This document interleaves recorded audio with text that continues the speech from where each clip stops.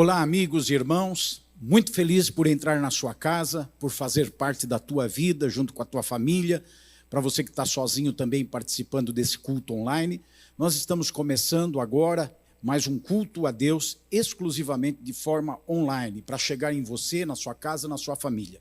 E o meu desejo é que todos vocês sejam muito abençoados, que o Senhor Jesus estenda a mão sobre você e que esse culto, através de uma ministração da palavra, no momento do louvor, em tudo que fizermos, possa de alguma forma corroborar para o seu crescimento espiritual, para a sua edificação.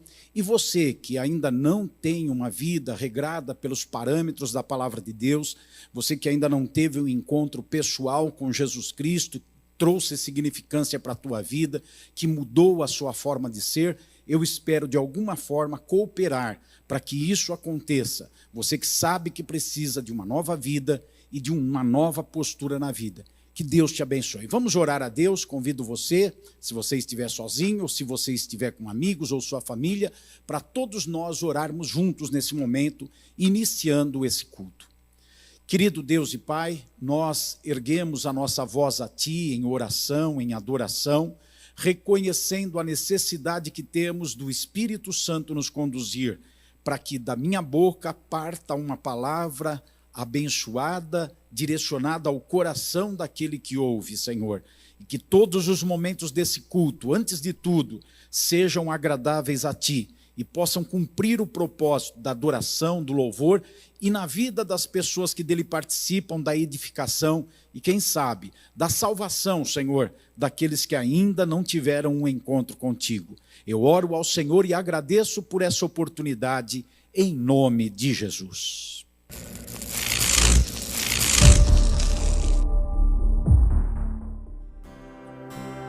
Digno dessa canção, só Tu és Senhor. Digno do meu louvor, só Tu és Senhor. Digno da minha vida, Tu és Senhor. Ou eu sou Teu.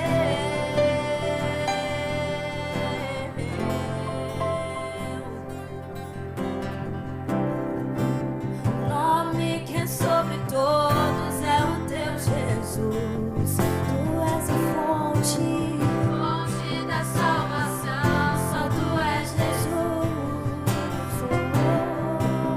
Digno da minha vida, Tu és Jesus. Oh, eu sou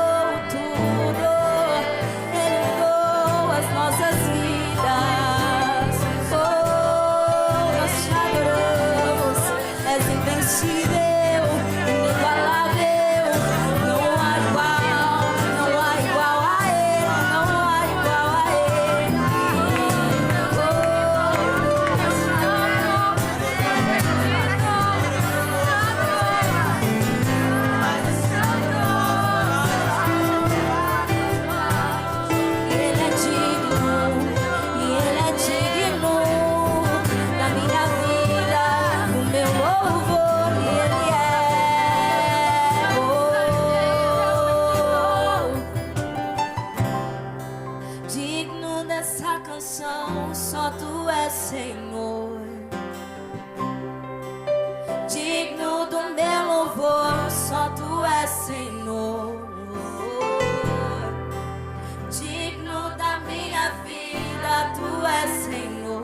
ou eu sou teu, só teu, eu sou Jesus.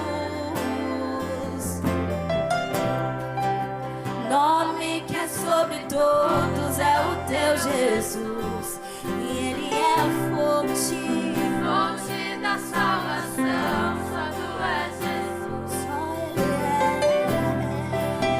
é digno da minha vida. Tu és Jesus, oh, eu sou teu.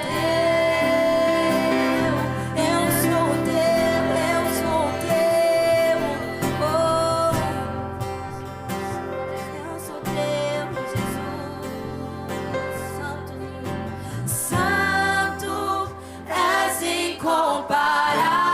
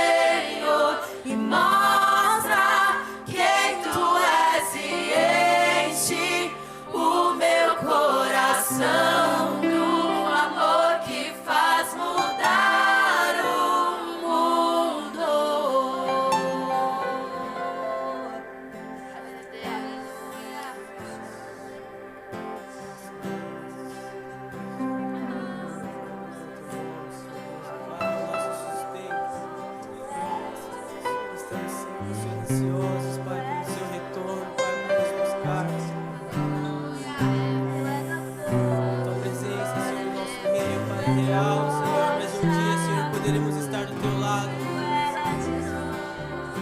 Um dia, Senhor Deus, não vamos precisar, Senhor Deus, e Pai, usar a nossa fé, Senhor, porque vamos te ver, Senhor. Vamos te ver, Senhor. Vamos te ver, Senhor. Um dia vamos abrir os nossos olhos e vamos te ver, Jesus. Vamos te ver em um corpo incorruptível, Pai. Sem mais pecado, Senhor, sem dor. Sem dor.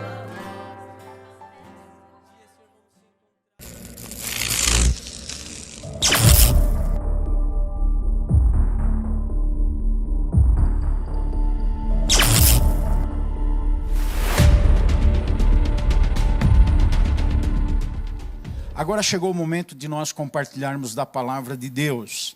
E hoje nós vamos ler Gálatas, capítulo 5, versículo 20 e 21, onde nós temos uma lista macabra, uma lista de comportamentos, de atitudes daquela pessoa que vive na carne, que escolheu viver na carne. Diz o texto sagrado que essa lista começa com inimizades, depois tem rixas, ciúmes, iras, discórdias, divisões, facções, invejas, bebedeiras, orgias.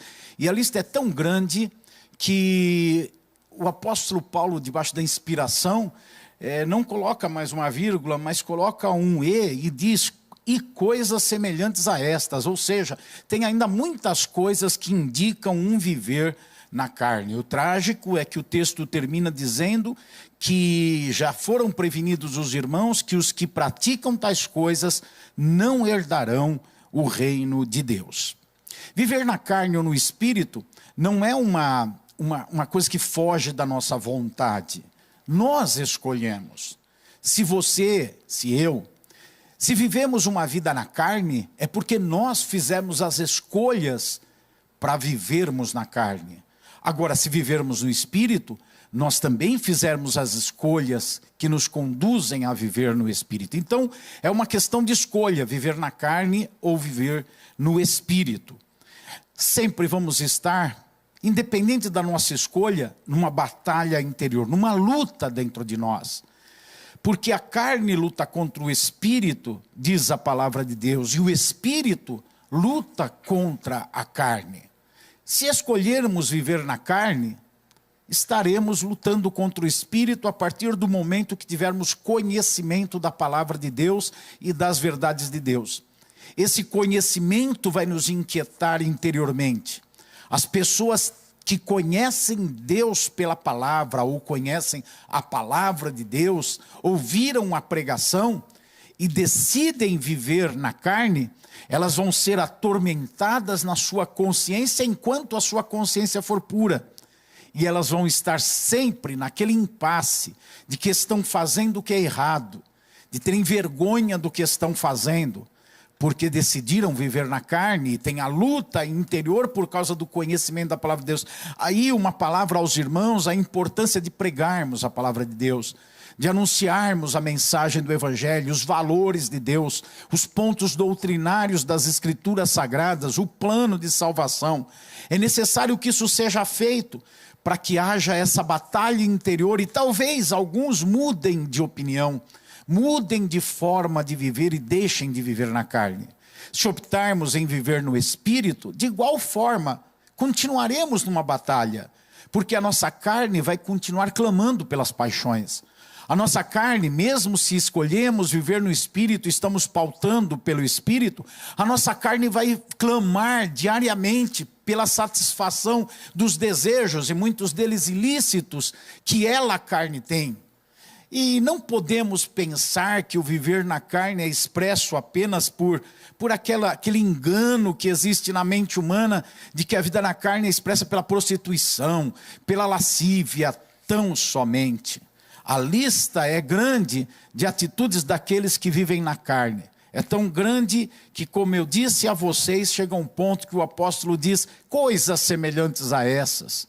A preguiça, a malandragem, a esperteza, tudo são inclinações carnais. Tudo são atitudes que levam a pessoa a viver na carne. Então nós, quando escolhemos viver no Espírito, estamos numa luta constante, porque temos a tendência de ser preguiçosos. Temos a tendência de dar nó em pingo d'água. Temos a tendência de querer levar vantagem, de ser espertos. Temos a tendência de vivermos o que nós queremos e não o que é o certo, o ideal, o correto. Tudo isso é inclinação da carne. Tudo isso é voltar-se para uma vida da carne. E quando estamos no Espírito, não perdemos essas concupiscências. É por isso que a palavra de Deus, ela diz no versículo número 16, que digo, porém, o seguinte: vivam no Espírito, e vocês jamais satisfarão os desejos da carne. Não diz que não teremos os desejos da carne, mas diz que jamais satisfaremos eles. Eles vão estar na nossa vida clamando, pedindo para se manifestarem. Mesmo quando nós jejuamos, oramos, buscamos a Deus, o servimos, a carne vai continuar querendo ser glutona. Os nossos olhos vão querer dormir mais do que o necessário. Nós vamos querer, como eu disse, dar nó em pingo d'água. Vamos querer ser espertos, levar vantagens em coisas, quando deveríamos apenas aceitar elas como elas são. Porque a carne está bem viva, embora esteja mortificada. Precisamos colocar os pés sobre o pescoço da carne, mas lembrarmos que ela não foi sufocada ainda. Lembrarmos que ela permanece com seus impulsos, desejos e paixões. Agora eu quero falar com vocês, depois da luta interior, tudo isso nós vimos nos episódios anteriores e numa rápida resenha, que há reflexos da escolha que fizemos. Se nós escolhemos viver no Espírito, o versículo 22 e 23 apresenta os reflexos na vida daquela pessoa que vive no Espírito. Se escolhemos viver na carne, nós temos então os versículos 19, 20 e 21 apresentando os reflexos na vida daquelas pessoas que vivem na carne. Nós vimos isso e depois percebemos que esses reflexos afetam de forma decisiva os nossos relacionamentos. Isso, viver na carne ou viver no Espírito, trará reflexos nas nossas vidas por meio de ações que temos, e isso vai influenciar a qualidade, o nível dos nossos relacionamentos em 3 direções. Primeiro, afetam o nosso relacionamento com Deus. No versículo número 20 diz que obras da carne são idolatria e feitiçarias. Idolatria e feitiçarias. Ou seja, a pessoa que vive na carne vai se afastar de Deus, vai viver em rixa com Deus, vai ter dificuldade no seu relacionamento com Deus, ao ponto de descrer dele, ao ponto de questionar até a sua existência, porque a vida na carne refletiu nisso. Depois nós temos um grande prejuízo da vida na carne, da pessoa no relacionamento consigo mesma. Ela vai sofrer em relação a aceitar o seu próprio ser, ou seja, terá dificuldades em contentar-se, em ser quem é. O versículo número 19 fala das impurezas sexuais, imoralidade sexual, impureza, libertinagem. Podemos pensar que essas coisas se dirigem a outras pessoas, e de fato tem algum reflexo em outras pessoas. Mas o primeiro reflexo do viver na carne e praticar imoralidade sexual, impureza e libertinagem é o desmanche do homem interior, da pessoa interior, manchando-a, sujando a sua alma, descaracterizando-a, tornando uma pessoa sem aceitação de si mesmo. Olhe para a sociedade libertina, uma sociedade desregrada. Olhe para a sociedade imoral, uma sociedade impura, onde o sexo faz parte da demanda de todos os entretenimentos, das conversas, das músicas, de tudo que existe na sociedade. Agora olhe o reflexo na própria sociedade.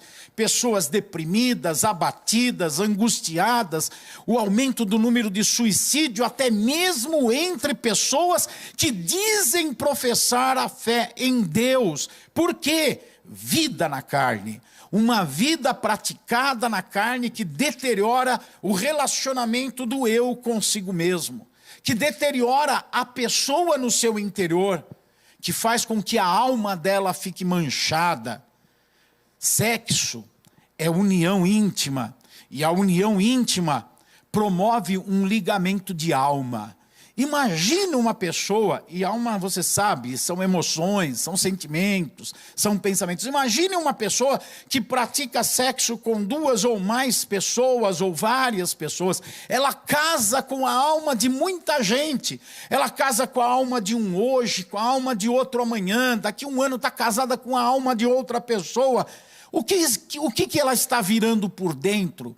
Uma pessoa sem identidade, uma pessoa desconfigurada no seu interior. Então um prazer carnal, que é o prazer carnal que leva ao sexo desregrado, a essa libertinagem existente, a essa impureza, é um prazer da carne. Um prazer da carne destrói o relacionamento da pessoa consigo mesma. Aí ela não consegue amar a si mesma. Então a obra da carne impede a pessoa de se relacionar com Deus e ela não consegue amar a Deus. A obra da carne impede a pessoa de se relacionar bem consigo mesma e se aceitar e ser feliz com quem ela é. E ela não pode amar a si mesma. E por fim, hoje, nós vamos falar, nesses minutos restantes da mensagem, sobre o terceiro tipo de relacionamento prejudicado, que é aquele mais comum, o relacionamento com outras pessoas. As obras da carne destroem o relacionamento com outras pessoas. Vou mostrar o texto novamente para vocês, no versículo número 20, onde vem a narrativa de quais são essas obras da carne. Inimizades, inimizade é com outras pessoas, rixas, ciúmes é com outras pessoas, iras, discórdias é com outras pessoas, divisões, facções, invejas.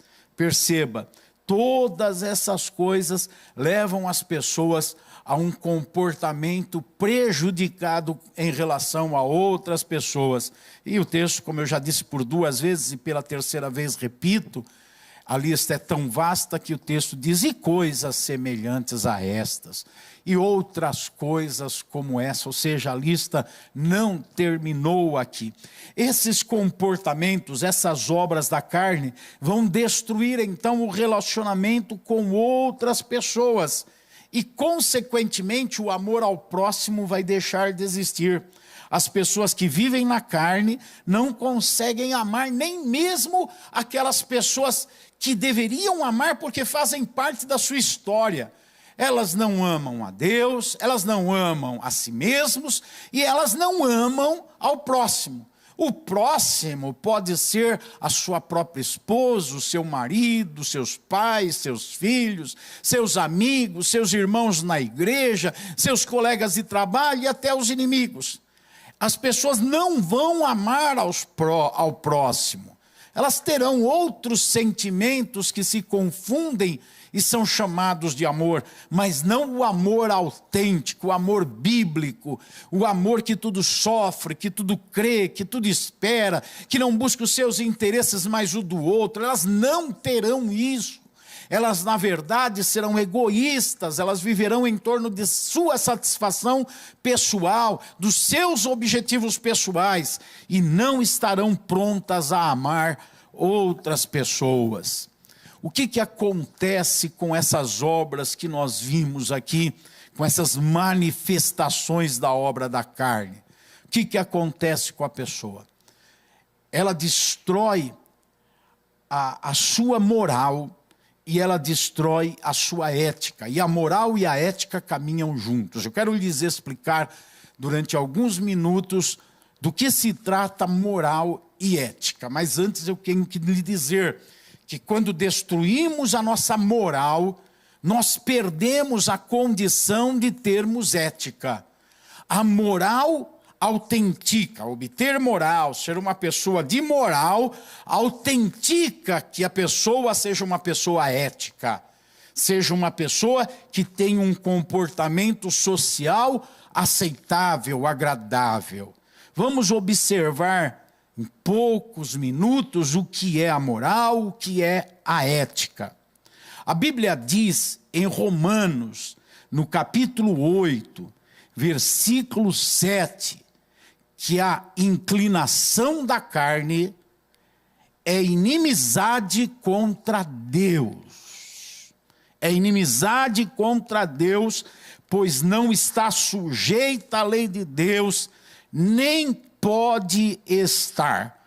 Aqui está uma definição do que acontece com a moral da pessoa. Moral é a palavra usada para identificar o relacionamento das pessoas com Deus.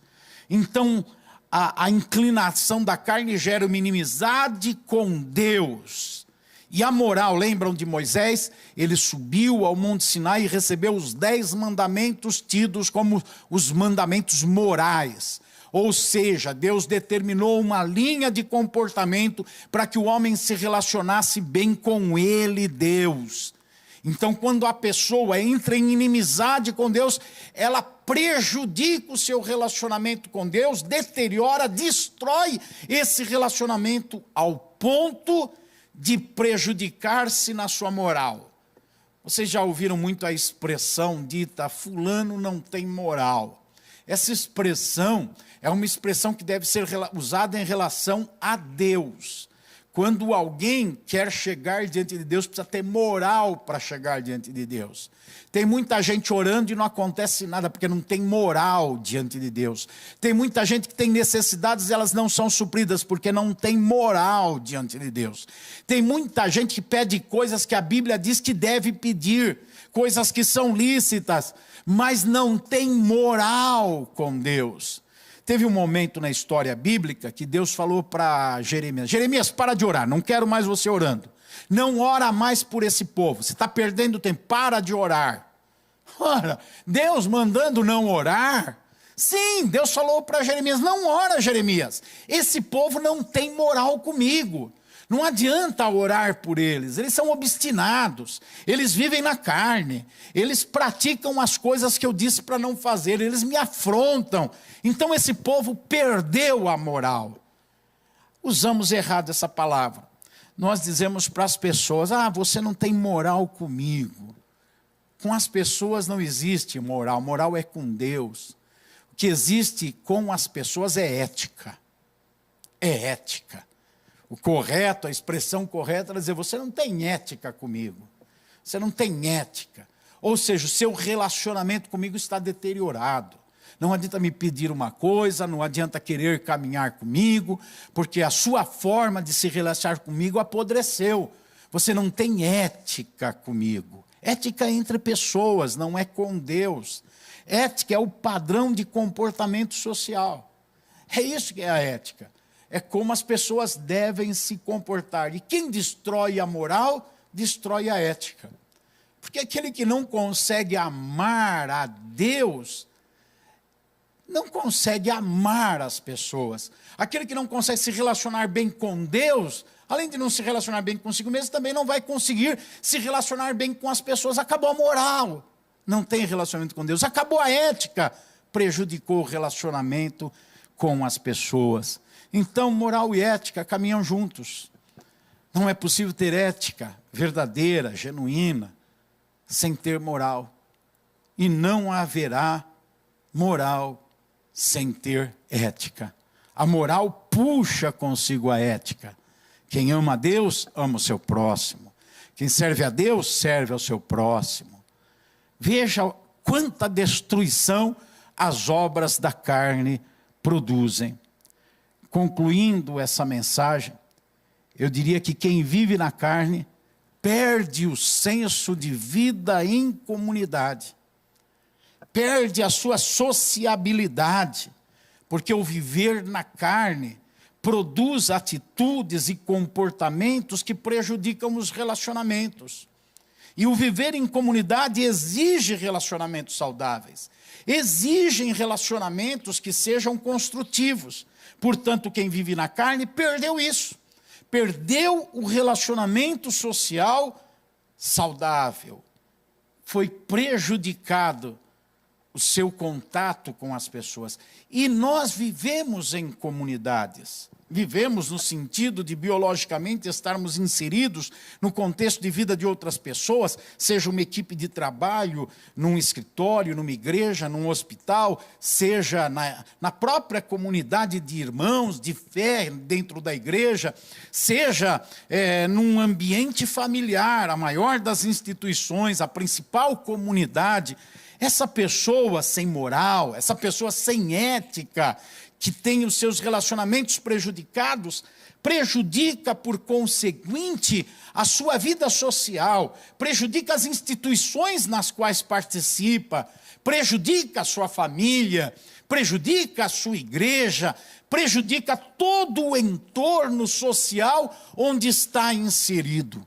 Portanto, nesta mensagem nós aprendemos que viver na carne causa um impacto tão danoso nos relacionamentos com as pessoas, a ponto de destruir os ambientes sociais. Perceba como tem pessoas que não se dão bem em lugar nenhum por muito tempo. Se dão bem por algum tempo, mas não se dão bem por muito tempo, porque a sua falta de ética vai destruir os relacionamentos que deveriam ser preservados. É assim que nós terminamos hoje nosso episódio dessa série de viver na carne ou no espírito, observando que o viver na carne vai redundar, por causa das ações que implica viver na carne, vai redundar na destruição dos relacionamentos. Primeiro com Deus, depois consigo mesmo, depois com as pessoas, sem querer definir uma ordem das coisas, mas tudo acontecendo ao mesmo tempo. Deixe-me orar por você, quero lhe convidar a aceitar Jesus como seu Salvador, quero lhe convidar a retornar para a fé cristã e frequentar a igreja, e se você aceita esse meu convite, ore comigo nesse momento, dizendo: Senhor Jesus, eu preciso de perdão de pecados, eu entrego a minha vida a Ti, dirige os meus passos daqui para frente, por meio do Espírito Santo. Agora eu quero orar por todos vocês que participaram dessa mensagem, a ouviram, e que a sua vida seja impactada por ela. Pai, essas são as minhas expressões introdutórias da oração. Que a vida de quem ouviu seja impactada pela sua palavra. Que eles esqueçam o pregador daqui a algum tempo, esqueçam onde ouviu a mensagem, e se não conseguirem lembrar essas coisas, não tem problema. Mas que eles lembrem que viver na carne destrói relacionamentos. Que eles lembrem que eles precisam viver no Espírito para poder ter relacionamentos, tanto moral como éticos, satisfatórios.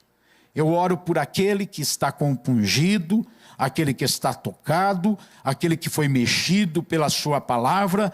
Eu oro para que mais do que uma emoção e um sentimento, brote agora uma restauração e uma cura. Brote agora uma convicção em fé de que é possível mudar o quadro. Brote agora a afirmação do desejo de mudança, sendo confirmada pelo auxílio do Espírito Santo. Sabemos que sem o Senhor nada podemos fazer, então dependemos de Ti para que a aplicação dessa mensagem seja válida. Obrigado, Pai, por esse momento e por essa palavra revelada. Em nome de Jesus, amém.